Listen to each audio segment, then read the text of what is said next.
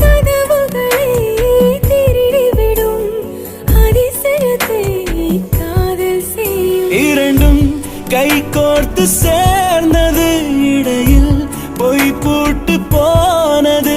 வாசல் தள்ளாடுதே, திண்டாடுதே, கொண்டாடுதே. எங்க போறோம்?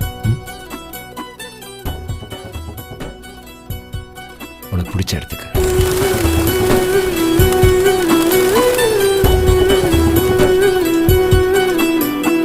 ஒரு பாதி கதவு நீயடி, மறு பாதி கதவு நானடி.